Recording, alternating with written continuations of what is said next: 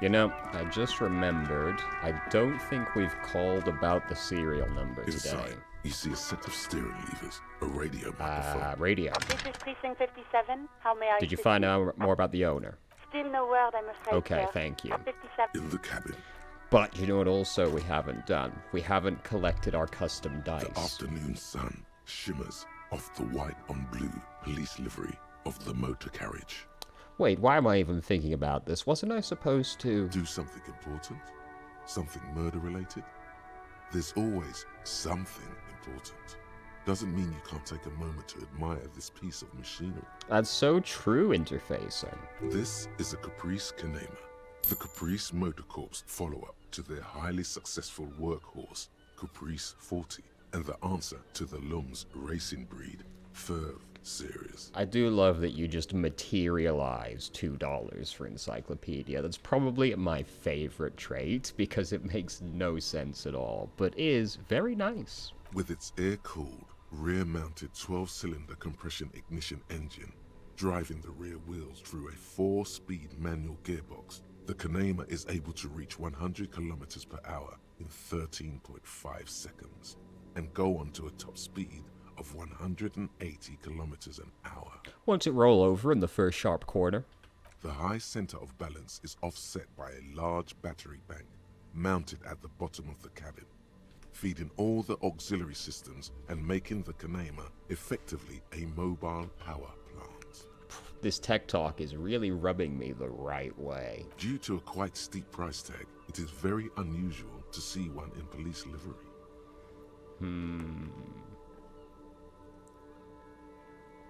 That machine really puts the loco back in locomotion. Point to the vehicle. Very cool.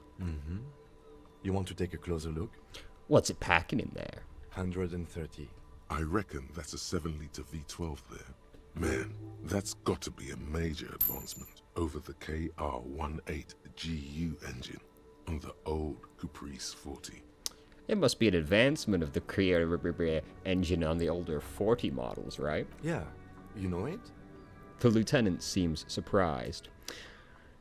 Just the basics: cast iron block, swirl chamber injection, dual change driving, overhead camshafts, 2 valves per cylinder, hydraulic valve lash adjustment. Yes, that's right. I'm very impressed that you know these things. A fine machine. Yes, an extraordinary machine. Helium headlights would improve the range and quality of the visual field a lot. Ever thought about switching to helium headlights? Actually, I have a pair at home. Just haven't gotten around to fitting them yet. I need to lay some wiring for the ballast first. If we ever get this case solved, maybe we can do it together? You want to help? Thank you for the offer. That might be fun. Let's do the case first, though, alright? He liked the idea. He did? Kim likes it? Oh my god. Okay, let's move. Oh, the feeling of elation when Kim approves of you in even the smallest way. Oh, amazing. Now let's go collect our dice. Hey there, you got those dice? Oh, it's you again. Are you looking for a die? I'm here to pick up my die. Excellent. That will be 10 real for one set of magnetic dice. Here you go, This was an especially fun set to make. she says as she opens her drawer and hands you a sparkling pair of dice. Dazzling. It's like you have a pair of tiny disco balls in your hand. Fuck yeah, let's go. Can we examine? Oh, hell yeah. They're worth $1? Astonishing. These 100-sided die are made of ivory and inlaid with magnetic lodestone. When rolled together, pips on the dice interact with each other by pulling and pushing, just like magnetic personalities. Note: look at the map tab in the journal to see which white checks have opened. Excuse me? You're telling me the dice have opened some checks? Interesting. Alright, well, job's done. Now let's go see Everard.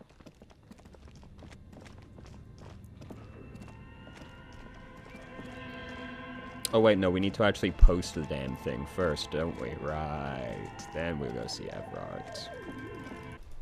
You are the postbox, correct? The dented yellow mailbox greets you with its graffito and bullet holes in the front. I knew we'd get to use this mailbox for something. Yes, for sending mail. Drop the envelope. You drop the white envelope in the darkness. It lands with a soft thud on what sounds like a couple of letters. Probably did the right thing. You can't trust that slug, Everard. You know he's going to play you somehow. All right, let's go back to Everard. If we don't mention anything to him, he won't know before it's too late. Yeah, let's go. Can we try this door again? You're back before the cargo container. Its drawer has not lessened since you were last here. If anything, it seems to have grown slightly. Persuade the door to open. And Fuck. as it's You never know one of these days. Everard, you piece of shit, I've got great news for now. This is not a fishing rod, is it? It's... okay. Mr. Dubois, I hear the meeting with Titus was a glowing success. That's such a relief. Titus can be a handful sometimes. Now, what can Everard Clare do for you today? It is done. I have mailed the signatures you asked me to mail. The Golden Boy returns once more. Wonderful. Simply wonderful, Harry. Of course. I already knew this. My friend, the mailman, confirms the letter is on its way. You've done a great thing today. You've given the children of Martinez a future and proven to be a true man of the left. I can finally trust you now. You're in my inner circle. You too, Mr. Kitsuragi. We can talk about anything. The strike, the murder, your lost gun, nothing is off the table. Fantastic news. see, forging that signature really paid off. We might... maybe we'll actually make some goddamn progress. Well done, sire. By guile and deceit, you're in. Thank you, drama. You don't know his full plan. Perhaps he expected trickery. Perhaps the signatures weren't important. The point is, do not think you're ahead of him. Should we mention the construction noise?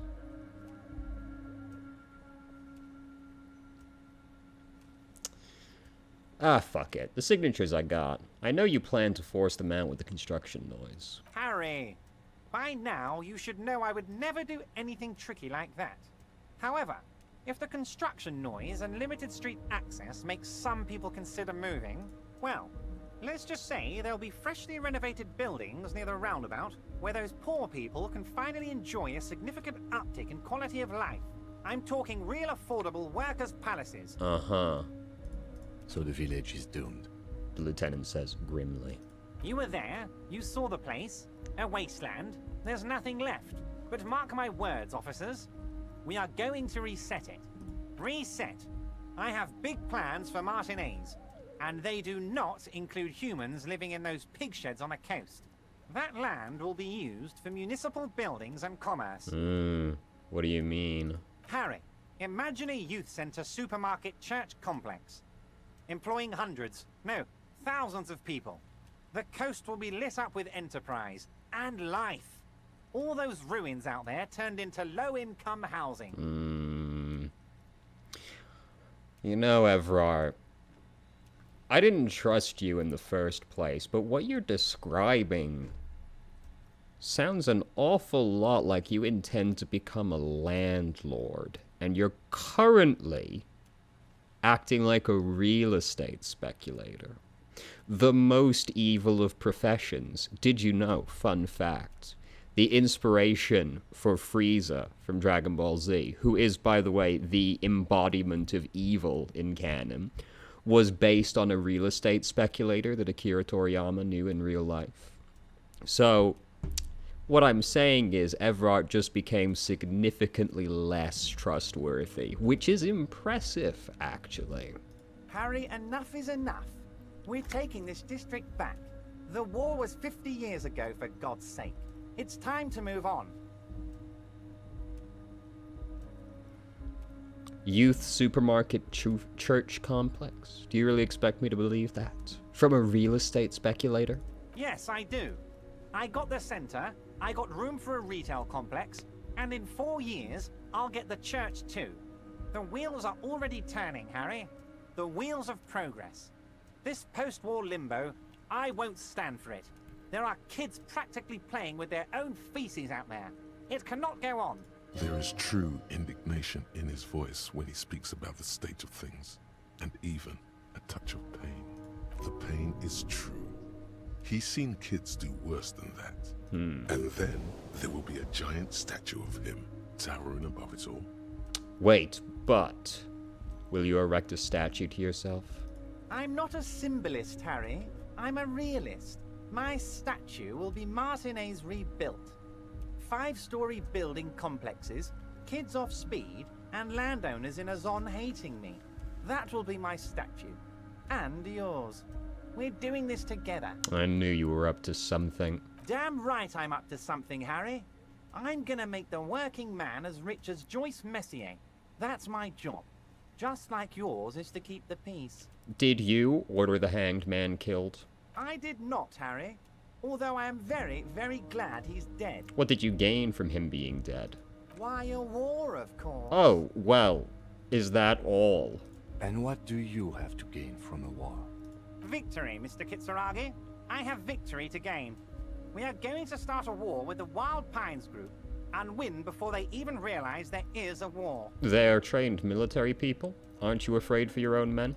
Harry, we outnumber them 1,500 to 1. And that's just Martinez. With all the unions in Revachol, and with public opinion on our side, we can hold off 2 men, or 15 men, or even 50 men. You know, I'm not entirely sure that that's actually true. Given that these mercenaries have, like, sci-fi technology, I'm not certain that, like, a bunch of dudes that have, like, probably only a handful of guns between them, if we're being honest, can realistically actually win against trained military people. Once it crosses 50, I think it's over, dude, for you, to be honest with you. The more they send, the worse it's going to look for them. They made a huge mistake hiring those guys. No one likes foreign mercenaries. The leftists hate them, the fascists hate them, even the moralists think they're in bad taste. Now, let's be real, the fascists do not hate them. That's not true. And we both know it. How is this connected to the strike? Harry, there is no strike, only war. Class war. Or, in business terms, a dawn raid. Or wait, is that when you still pay them something? Because we won't do that. We're not going to give nothing. We're going to take Terminal B away from them. The roads, the gates, the containers, that big crane, even the damn coffee maker. We're going to take all of it for the people, and fuck Wild Pines. So that's why you haven't let Joyce in? Yes. It's also why I let that midget Gaumont go. He's too nice. I can't put him through this. Plus, he knows how to get in here. That woman can't tell her tits from her arsehole. She has no chance. What? Tits from her arsehole. It's a local saying. Actually, no, it's not. Why are you telling me your plans? Because we're friends, Harry. Besides, it doesn't matter now. You can go tell her if you want. It won't change the course of events. We have a significant head start. It's already happening. How many of you guys are there in the Union? 2,372. Plus yours truly, of course. I'm not convinced they'd actually be able to take 50 mercenaries. How many guns can they realistically have here? And obviously, like, only a handful, maybe like a dozen guys can be trained to do anything, right? Like, the Hardy Boys, that's probably the extent of their fighting force, right? I'm not sold. 2,373 is a sizable contingent for a labor organization in Revachol. How are you going to fund your new independent harbor? Oh, you mean what sort of goods are going to be flowing through? How am I going to replace all the contacts we'll lose once the poo-poo hits the fan? The clients will ditch us. Harry, we've thought of everything. Clients would take a well-known multinational conglomerate over a local mobster any day. You can't possibly continue to hope like you have to continue like you have. Clients will leave en masse. Sure, some will go, but mark my words. The company will be unpleasantly surprised to see how many of them stay loyal to Martinez and to the new competitive contracts we can offer. This sounds hopelessly idealistic. Companies don't function like that, you know? They don't go, oh, well, those guys are morally correct or whatever. They want money and good publicity. They're not gonna do this, dog. Come on. With renewed zeal sparked by communal ownership, the men will be shipping those containers double time. You'll be surprised to see how fast things go without parasites latching on. We'll have our hands free to pursue bold, exotic new revenue streams. What you mean is you're gonna sell drugs, right? Like, be real with me, dude. Like, no company is gonna be like, let's do business with that group of guys that, like, deliberately instigated a war, you know? Or a class war, at least, you know? They're not gonna do that. It's radioactive in terms of public view. They won't do it, man. You're gonna sell drugs, right? Level with me here. That's drugs. Thank you, reaction speed. Drug trafficking. Drug trafficking? Don't be stupid, Mr. Kitsuragi. There are perfectly legal, 100% ethical chemical factories on the Samaran Isola. You don't need to be colonialist about it. Right, sure. Definitely. All they do is produce components to keep the pharmaceutical industry running. That's people's health we're talking about. Old grannies, little babes, people with disabilities. God, that sounds shady. The company thinks transporting these chemicals in bulk looks bad, has bad optics, may be illegal in some countries. The Debarders Union, however, we're all about the large volume column. In bulk shipping, large volume column is a major buyer, a shark. We're gonna transport the living daylights out of those materials, Harry. So your sick kid can get his Benefed, and your wacky uncle doesn't have to come off risperazole. Benefed is a children's cold medicine, usually apricot flavored, and risperazole is used to treat severe psychosis. We should probably try and get some of that. And the kids on the street can get speed and pyrrolidone. I'm an old-fashioned guy, Mr. Kitsuragi. I sometimes grab a beer with the boys, but I have no idea about the things you just mentioned. But if I were to supply ingredients for some sort of rainbow party, I would make sure the Union took a fantastic share.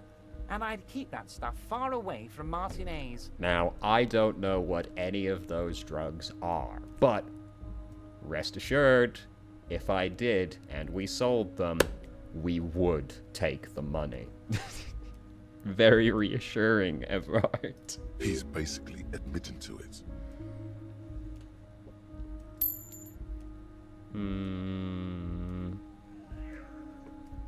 The hell's going on over there? Who is responsible? Ron, stop being horrible. Fucking orange cats. Drugs are a no-go for me. I'll report this. Yes, of course. And while you're doing that, please go ahead and also tell the Wild Pines. I want to hear them squeal from the indignity. Anyway, let's not focus on the sensationalism of the drug trade. This hypothetical drug trade is all anyone ever seems to be interested in. It would only be a small part of the harbor's turnover, just like the harbor is, but a small part of Martinez. It would still be illegal. Let's look at the big picture. Martinez as a whole. There are little girls out there with dreams of making music. Young mothers who want to start businesses. Models who want to walk catwalks and steel welders who want to weld steel. I'm gonna unite them all into one economic body. We're gonna incorporate this place to Kingdom Come. Everyone's gonna be in on the wealth, and everyone's gonna pull their weight.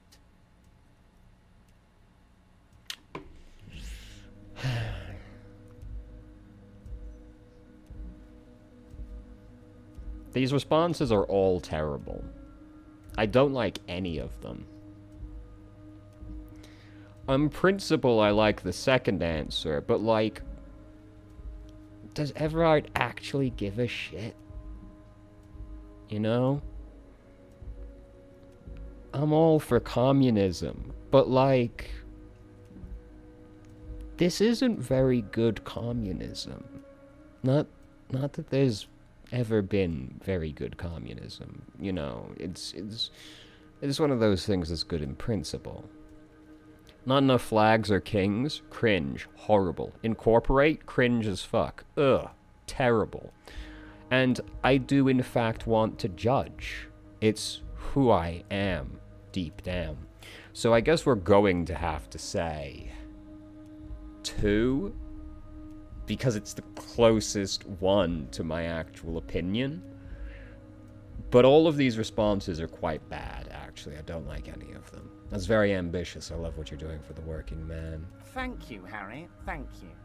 You have no idea how much it means to me, because in many ways, you are that working man.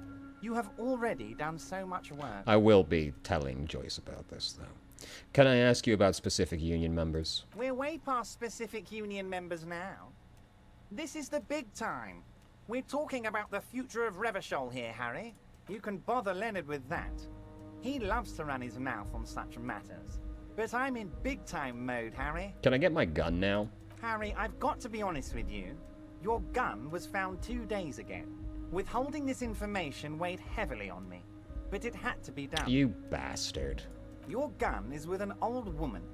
I hear she's a character, so watch out. This must be the woman who bought the gun from Roy. The one he described as terrifying. So the gun is still with the woman who bought it from Roy. Yes, the same one. I see you've done your research. The pawn shop made the gun easy to track. Crazy stuff, Harry. Selling your gun like that? Wild. Anyway, the neighbors of this old woman contacted my men because they trust me and the Debarders Union. Apparently, she was waving it around at the entrance to her building. Waving the gun around doesn't sound good. None of this does.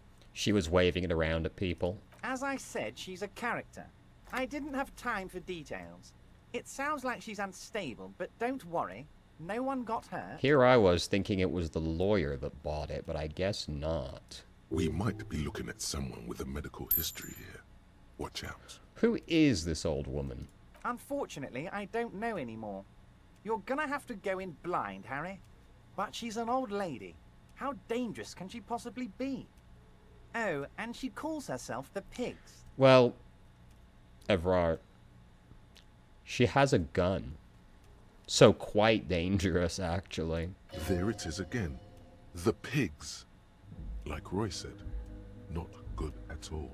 I, for one, find it refreshing. Finally, someone calls themselves a pig. A small smile flickers in the corner of his mouth. I He already set up a meeting. have. Tonight, starting 10 o'clock, near the old fish market on the coast.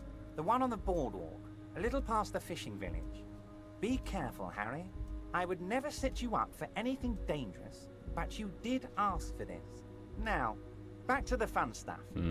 She will be there from 2200 hours till 0200 hours. Thank you, Inland Empire. I'm not sure how you know that, but thank you. More fun stuff. Seems like we already have fun stuff to do. That's it for now. Great, Harry, great. I think we have truly built a bridge between Martinez and Jamrock today.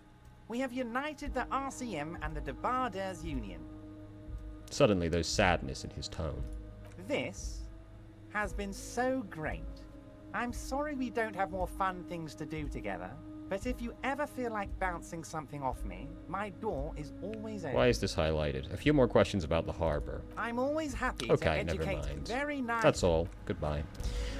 Fantastic news. Alright, so we got a skill point. Was there anything I wanted to learn?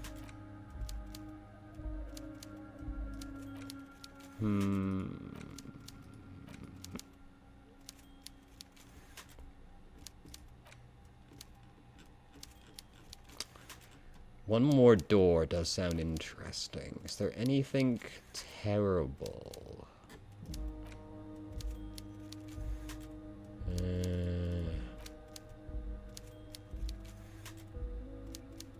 +1 Inland Empire? I wouldn't be that bad to forget. Oh, it's gotta be this, right? Zoom out distance isn't a particularly big deal. And then let's start internalizing one more door. So we might learn how to open the door, or maybe even learn how to persuade the container door open. Now that would be the good stuff. Alright, so let's consult the journal. We have to go talk to Joyce now. What else do we have to do? You've restocked the trap. I completely forgot about that. Oh, fuck, right. Call Jamrock Public Library. Of course. I completely forgot about that as well. We can't do that. The body's already gone.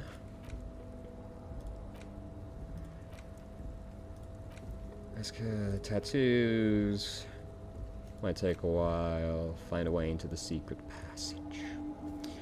Alright, let's go talk to Lena, then Joyce. Oh, we have to call them as well. So we'll go talk to Lena, call the station, and then we'll go talk to Joyce. And then I don't know what we'll do. Hopefully we'll find something else to do, because we've kind of got to wait till 10 o'clock now. So, you know, that could end up being kind of a long time. Hey, Lena. Hello, dear. It's good to see a familiar face. I restocked the empty trap. Where's Morel? Thank you for doing that, dear. She manages a smile for you. Her smile is weary. Earlier, the bullions has left her. Ebullience? What the fuck? Never in my life have I heard this word. Morel still isn't feeling well. I convinced him to stay at Gary's to get some rest. I'm afraid the cold has really gotten to him. It's probably for the best. It's awfully cold out there in those reeds. I'm sorry, dear. You've had to drudge through them so many times. Such is field work. A young person's game, as they say. Her voice is shaky.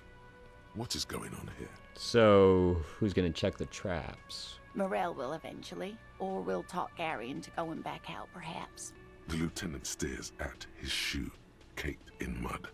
He doesn't say anything.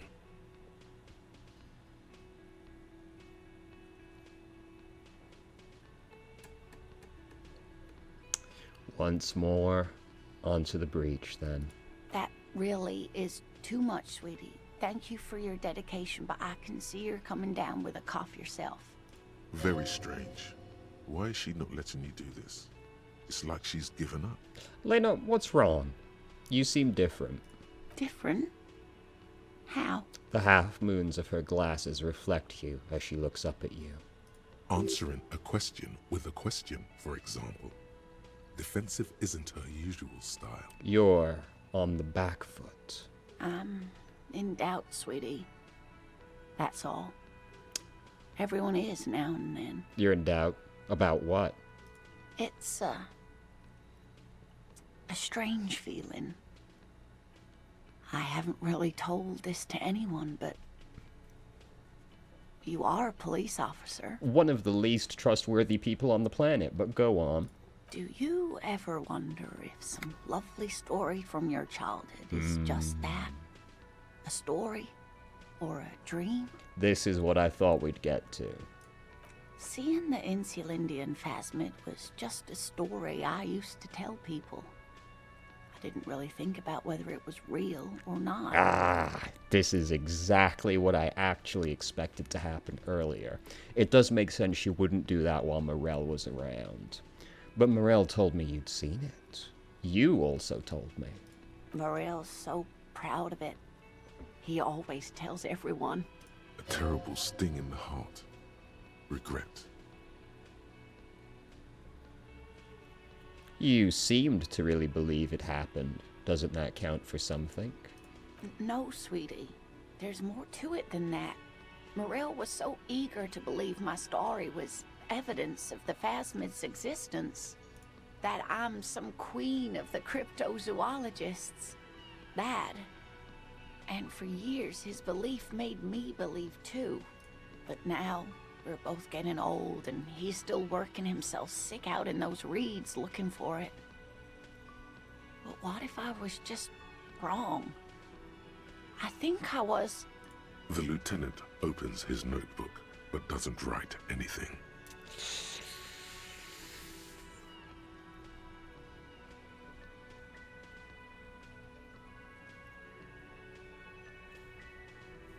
I want to try to do that, as she's no doubt thinking that. But, oh boy, that's not great odds. Oh. An acorn is not the same as the tree. That requires time, diligence, and care. And I need something good here. All qualities these two seem to share in abundance. Wrong or not, your relationship with Morel isn't just about the phasmid. But it is. We've spent years searching for the phasmid, hunting it together. Without it, what are we? Just another pathetic old couple. If I hadn't led him down this path, he could have a steady job lecturing at a university. You know, this reminds you of the Pericarnassian theory of love. In essence, love is a relay out of death. Generation by generation, our love remains in our progeny. Lay some of that on her. You know, the Pericarnassians theorized love was the key to immortality. Oh, sweetie, I don't think the Pericarnassians were thinking of people in my situation. She looks down at her legs. I got totally zoned out there. I was a paraplegic before we met. He didn't know before I arrived. On our first date. If I weren't the queen of the cryptozoologists, if I didn't tell him that story... She has to swallow to relax her throat. It's keeping her from talking. He'd still be into you. That's not how these things work. Maybe. But then why do I not dare tell him? I've wasted enough of your time with this drama. I really must stop talking about it, lest I start crying and waste more of your time. Saying you're on the verge of crying is not a good way to get someone to stop caring, generally speaking. What you have to know is, the Insulindian phasmid probably does not exist. Spuddling, please. Let us fools chase our ghosts. There are a million better things to do with your life. Are there? Some of the other things are pretty bad.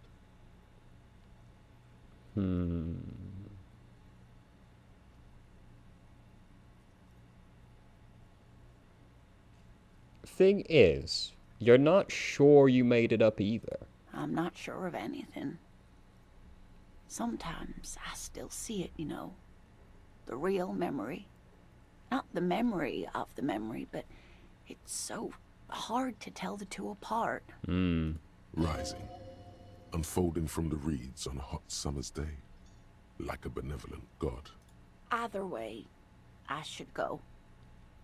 Poor Morel is running a fever, and I need to get him home to Jamrock before we overstay our welcome with Gary.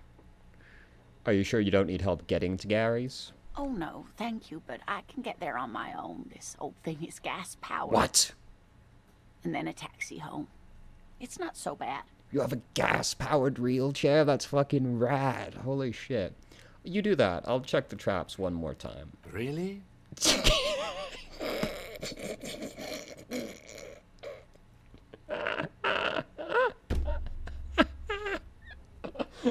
Fuck, dude. He really sold that one. God damn, the indignation. That was astonishing. Oh, sweetie. Please don't get stuck on a dream.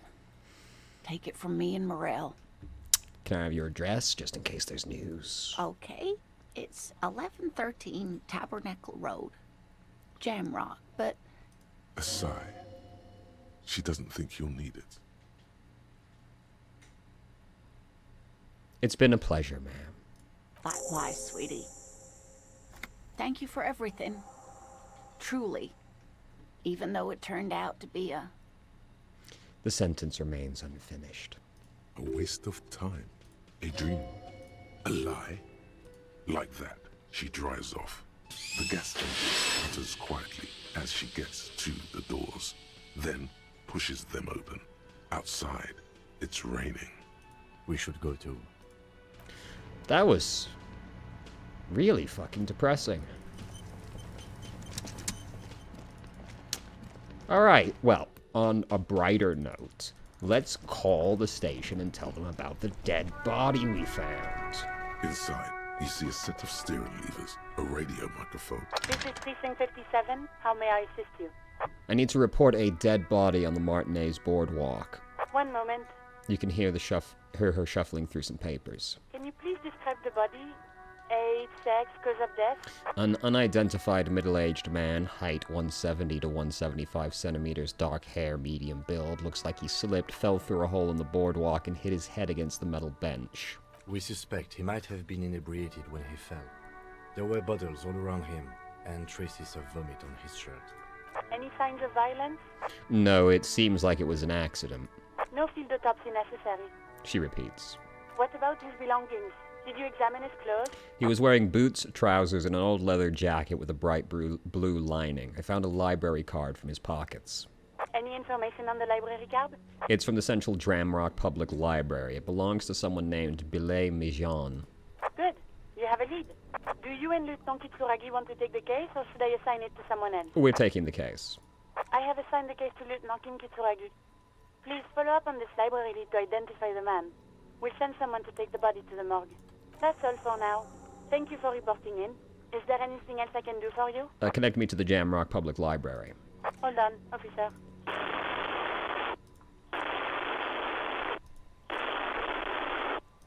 I've got Central Jamrock Public Library on the line, and I've already introduced you to their librarian. Connecting the call in 2, 1. Yes, this is Central Jamrock Public Library here. How can I help you, officer? He sounds worried, yet ready to assist. This is how people get when the police call. Understandable. I'm looking for any information that you can provide on Billy Mijan, a reader. Billy Majon, you said. Give me a moment, I'll have to check our database. He puts down the receiver.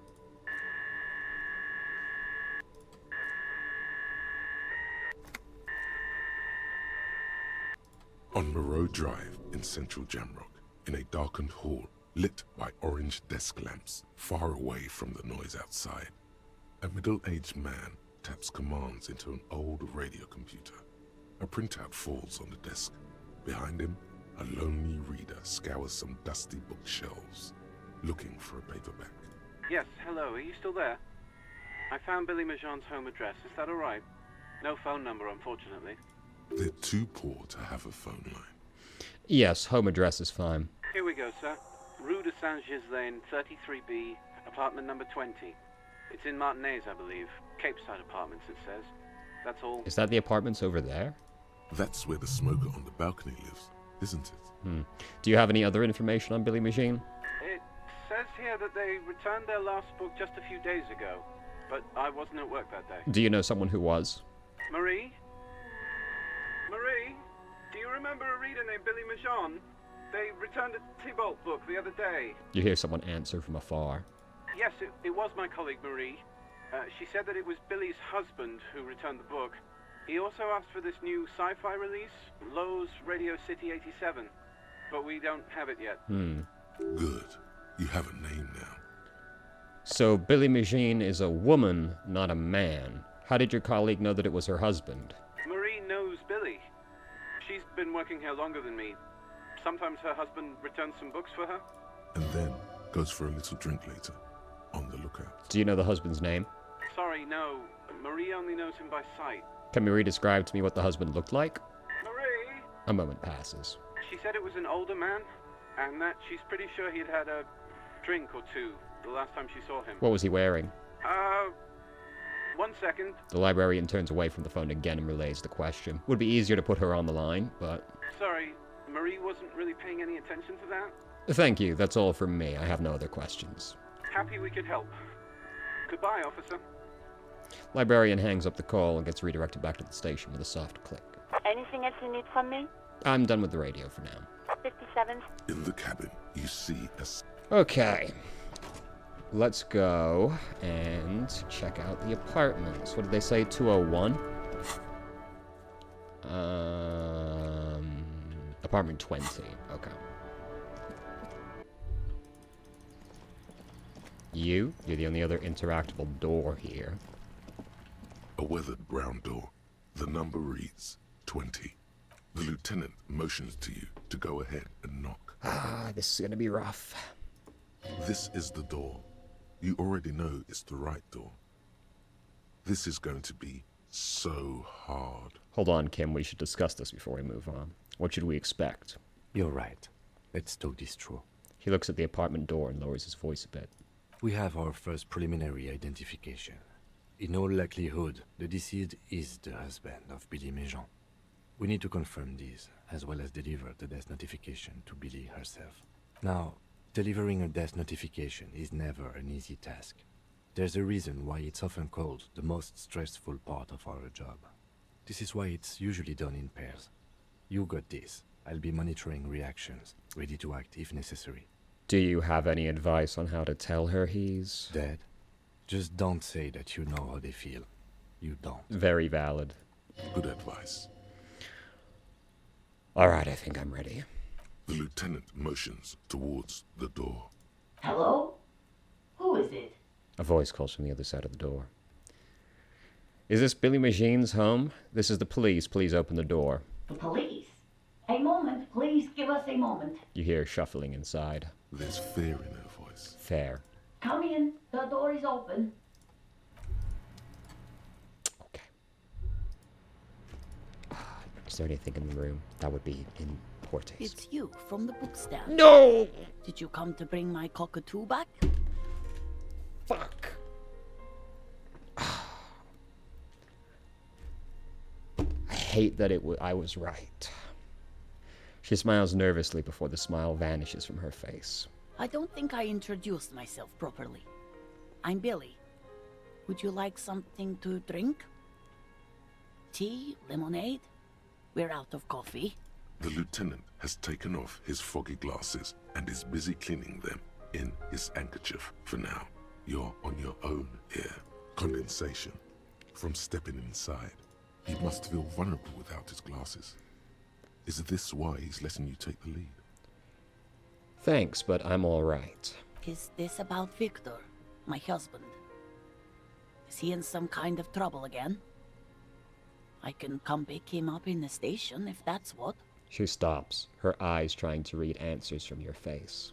No, this is something much worse. Is he in the hospital? How bad is it? How about some small talk before you break the news? It's like ripping off a bandage. The least painful way is to do it straight away, without stalling.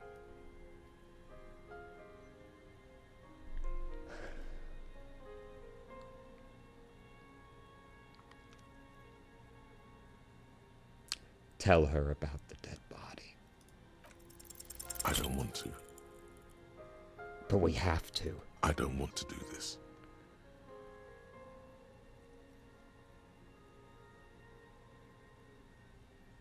I don't want to do this. Do what? Officer, The lieutenant wants you. Too late. You ruined it. Just say it now. Your husband's dead. Excuse me, what? What did you say? She's in pain. She's in so much pain. And so are you. Your chest is burning. we are very sorry to inform you, but your husband, Victor Méjean, was found dead this morning on the Martinez boardwalk. Oh. She touches her neck, eyes pale like pearls in seawater. Oh. But he was just... She looks at the kitchen table, where 2 cigarette butts are still in the tray. He was just here, alive. I understand that this comes as a huge shock. I want you to know that me and my partner are here for you if you have any questions. We are very sorry for your loss, ma'am. What happened to him? Tell me. He fell and smashed his head against the bench. And you just... found him there? Lying in the cold? She shakes her head. How long had he been there? It's hard to say. She doesn't reply. Her eyes well up with tears as she struggles to keep it together. You hear the clock ticking in the children's room. Is there anyone we could call for you? A friend, a family member, someone who could be here for you? No. I just need to tell my girls. The air gets sucked out of her lungs suddenly. It burns like acid. Unreal. God. Should I call them? Should I tell them to come home?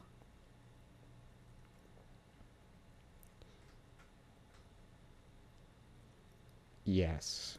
All right. I'll call them. She breathes in again, trying to steady herself. Just tell me, what do I need to do next? Where is he? Can I see him? For God's sake, lie.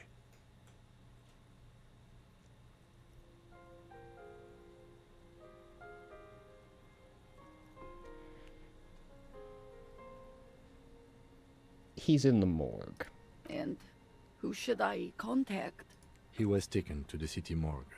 The local coroner will be contacting you shortly to arrange the funeral. Here's his number, in case you want to contact him earlier. He hands her a leaflet with the morgue's contact information. Is there anything else that the RCM could do for you? No, I'll call you if something comes up. I'm still a bit... She rubs her face, blotchy and numb. Sorry I couldn't do this. I have a brain condition. A brain condition? Yes, you're a total fucking horror show.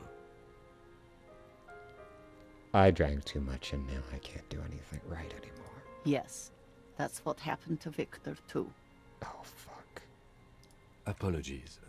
My partner did not mean to make light of the situation.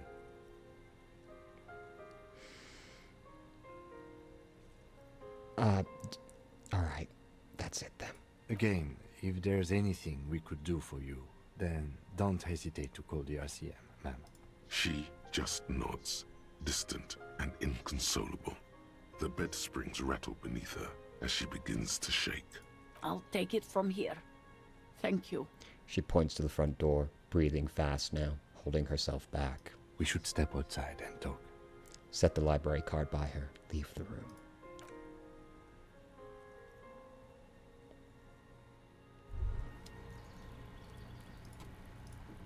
I'm so sorry. I cannot talk to him apparently before I do this. One more door. There is no way to open the supply depot door. Accept it. You cannot open all the doors. You have to integrate this into your character. Some doors will forever remain closed, even if every single other door will open at one time or another. Maybe to a key, or maybe to some sort of tool meant for opening doors. But this one will never accede to such commands. A realization crucial to personal growth. Crucial. Not very good. So, the death notification. The lieutenant says as soon as you've left the apartment. He's avoiding your gaze. This is the time to say how sorry you are about how things went. I'm sorry, I know I fucked up. It's alright, don't worry about it. His eyes wander over the streets. I'll call the station when we're finished with the day, and let them know the name of the deceased. What about Billy and her kids? There's not much we can do for them anymore, I'm afraid. That's it? That's it. We should get back to our case. There's nothing more we can do here. Right. Let's try to get back to it then. And, officer, I've seen worse. This wasn't the worst I've seen, okay? Now let's go. That was the one check I really didn't want to fail. Oh, we're 3 XP away from leveling up. Tight. So now let's go talk to Joyce. It'll be faster to go this way.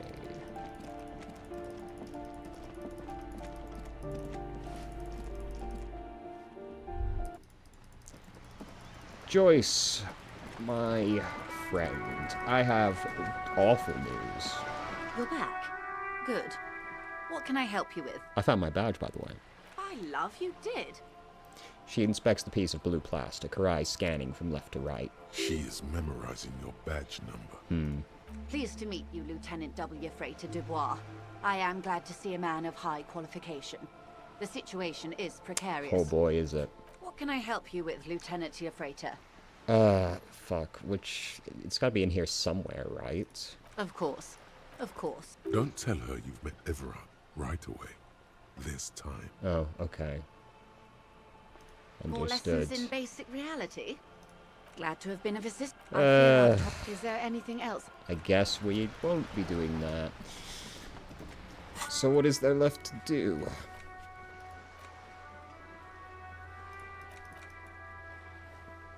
I guess we could try to talk to Titus again, but my authority is shit.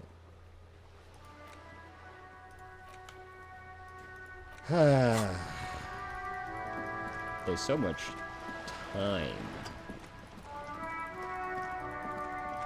And yet, could I ask this lady for some paint? Hello again, officers. Have you come to admire my mural? Piss and fuck the world. Send their regards. I don't believe it. I've never known those boys to have manners. The bemusement in her voice doesn't fully mask genuine tenderness. They seem to hold you in high esteem. They'll never be skulls, but their hearts are in the right place. Skulls are silly. What are you even trying to achieve? She throws you a conspiratorial glance, then presses her finger to her lips and squints up at the sky, as though straining to hear something in the distance. Have you noticed the quiet? Every so often, you might hear a gunshot pierce the air somewhere in Jamrock. But in Martinez, no gunshots, no sirens. The people are languishing in boredom and complacency. Oh god, nobody's being shot? That sounds awful. This place is a sepulchre. We'll paint it red. We bring the raucous. You bring the sirens. Catch you later, Cindy. Well, now what are we gonna do? Guess I'm gonna go around and talk to everybody and see if there's any dialogue. Because, I mean... What else is there to do, really? Hey, what about you guys? You got anything to say? Vigilance officer, what can this old carabiner do for you? What was this check? Composure. Is there anything you can tell me about this rifle? It's a Bell McGrave, 4.46 caliber, breech loading, Revachol made. Good weapon, accurate and reliable. I actually did just level up, didn't I? We could just do composure. All of the intellect skills are really high at this point. Except drama. I mean, you know, 5, all 6s and 7s. Probably don't need to do too much more on that one. Let's do a Let's just do a composure. I have 2 skill points. What do we want to spend the other one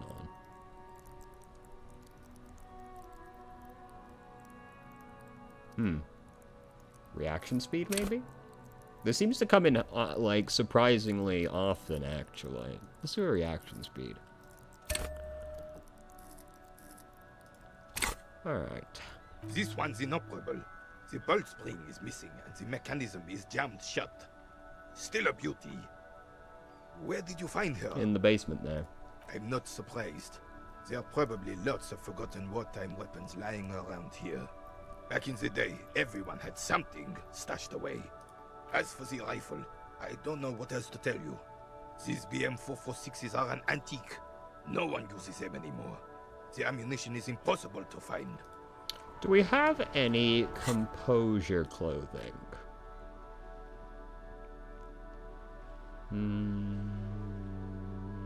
I wish you could just filter this. Yes, these are the composure shoes. Anything else?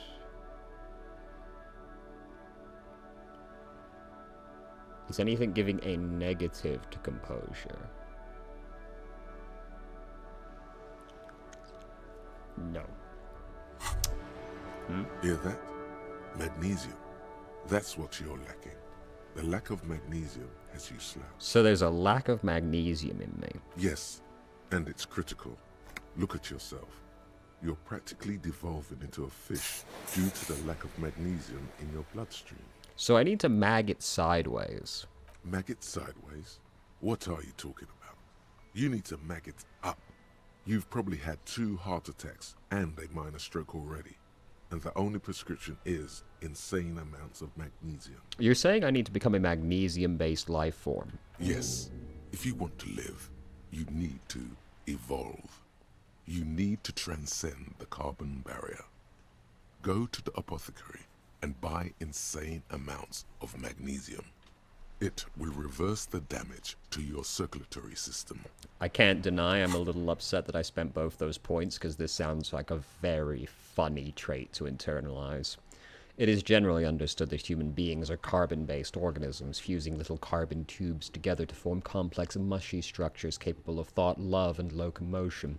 It is also known that these structures sometimes like to take the edge off by consuming ethanol, amphetamine, etc. It is important to supplement your body with magnesium. Tired? Mag it. Down? Mag it. Liver damage? Maximum mag. Some people say magnesium doesn't really do anything and you just need to quit. What do we tell them? We tell them to mag it up. Vigilance officer? Let's go what for can it. this old carabiner do for you? As Rene turns from you to his partner and back, the medals on his chest rattle and glare. He keeps his spine straight and his ribcage lifted, displaying them proudly. How many medals are there? 2. The larger one is shaped like a cross, while the smaller medal resembles the sun. Look at the cross. A crowned head in front of 2 crossed rifles. The medal hangs from a blue striped triangle. It's the Croix de Bravoure, Cross of Valor. The cross was the highest battlefield decoration in Suzerain's armed forces, awarded for exceptional bravery in the line of duty, in service of King Frizzle the First. Look at the sun. A small blue star inside an orange sun. It has the word Valiance written below. The setting sun was a decoration used to distinguish seasoned combat veterans in service of King Frizzle the First during the Revolution. And the setting sun. Did you get them for... For bravery. He interjects. It's a conflicted topic for the old veteran. There must have been a number of controversial episodes in his service days. For bravery? The other 2 seem a little, you know, rude, shall we say? For doing my duty in the heat of battle. For looking my mortality in the eye. When men like Gaston here hid in the bushes and shot themselves. He saved some muddy princeling who foolishly strolled into the front line in his gown of velvet and gold. Saved a princeling? It was on the first months of the revolution here in Revachol. Unrest was spreading like wildfire. Marauders had taken most of the Couronne and were getting really ambitious. King Frizzle thought he could end it all in one decisive strike. Sent his cousin, Drisson, to put an end to the unrest. Alas, the young Drisson was all piss and no vinegar, wearing a tunic of purple velvet and cockatiel feathers to battle. Even his rifle was gold-plated, shone from 5 clicks away. Can you imagine the asininity?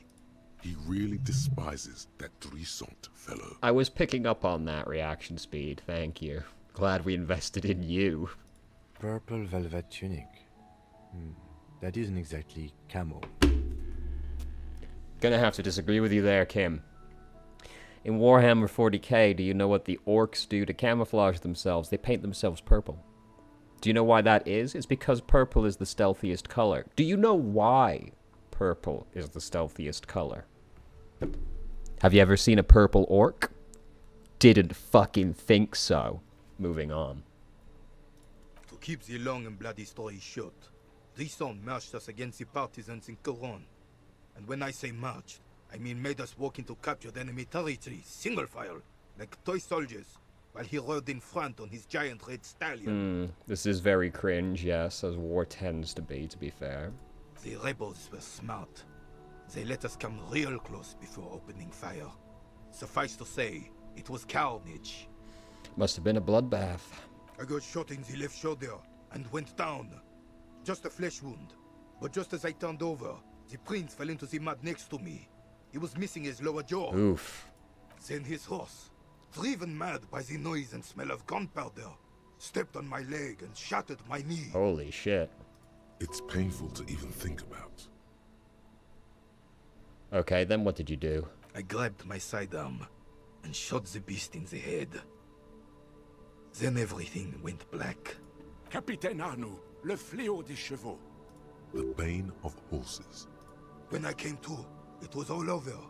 It was just me and Jolas Tresson, gurgling in the blood-soaked mud right next to me.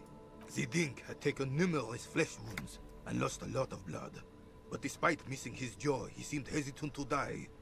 Tougher than he looked, that one. That's no dink, that's a fighter. So I grabbed the dink and started crawling. Kept going until the 59th Cavalry picked us up. Say what you will, surviving after you've had your jaw blown off is pretty impressive, regardless of how much of a piss baby he was, right? Like, that's still pretty impressive. I imagine I would have died from the shock alone. Through some miracle, we both survived. And the jealous freak convinced Frissel to give me a medal for not leaving him to die in his own blood. Piece and shit. He was the commanding officer and I was on duty. Just doing my job. Shouldn't hand out medals for that. 13 months later, I received the Sun for distinguished service. It's not worth mentioning. You sense he's downplaying it. He did a lot more than his duty. More than anyone's duty. It's in his spine, in his billowing breasts, and untarnished self-worth. Sounds like you're being modest, Renee. The old carabinier stands quietly like a statue, his features motionless. What Monseigneur Modesty is not telling you is that he crawled over 7 kilometers before the cavalrymen found him and Drizant. 2 days later that was. Holy shit. And that even while crawling with a mangled half-dead prince on his back, he still managed to murder 3 rebels on his way. Holy shit! Renee! This is an unwarranted level of modesty. That's fucking insane, dude. Is that pride in his voice? It's deep down, but maybe even unbeknownst to the man himself. It's there. Hold on, you're just a little bit proud of Renee's heroics, aren't you? Sorry, officer, but you're reading me all wrong. I'm a man of peace, and these kinds of bloody heroics are only impressive to men like Rene himself. Certainly not to me. Fuck off. I don't know anybody that wouldn't be impressed by that. How did you find the story to be, officer? Quite impressive. It's men like Rene who made Revachol great once. Maybe, but also bear in mind, officer. They don't end this out for anyone with a service record. Oh no, you have to get shot. Repeatedly. And you need to get your hands bloody too. Really, really bloody. Well, sure, but like, you know, regardless of that, holy shit. Do not speak of what you know nothing about, Poltroon. Duty is something you will never understand. Why do you despise Drizant so much? Because he was a goddamn dandy. Had no business leading men or even being on the battlefield. All he was related. That's it. It's very true, especially in the olden times. Like, the upper class always being as cringe as they are, war was seen as kind of like a gentlemanly thing to do, sort of once upon a time, which, you know, they saw it as like playing a game of chess a lot of the time, you know, very refined, very honorly. Which of course it wasn't, so of course he'd be in for a rude awakening the second he actually set foot on the battlefield, and he in fact was, wasn't he? I have no sympathy for him. All nobles are cringe. Royal blood alone doesn't make army commanders. He was a stupid kid, only interested in horses, hairstyles, and man-loving. Stop. 782 Royal Carabineers are dead because of his incompetence. Look, you know, I was with you right up until the homophobia. And then you lost me, Renee. Can't deny it. You lost me there. Whoa. Man-loving? Is that even a word? It is not. Thank you for the story, Renee. Bah! There were many such stories in those days. Many such men, too. True Eversholians. Men with backbone. Oh, yes, René, yes. Men were bigger, girls were prettier, and everyone wore the fascia. Lord, please, bring those days back, if you can. I'm not getting into this with you again. Officer, was there anything else? You should try to come up with a heroic story of your own. Impress this old soldier. Do we have any drama gear? I must consult the list again. I must also consent the list, but we must have something that gives drama. I'm sure we do. I think I'd rather have these empathy shoes back on. Yes, the drama sheet.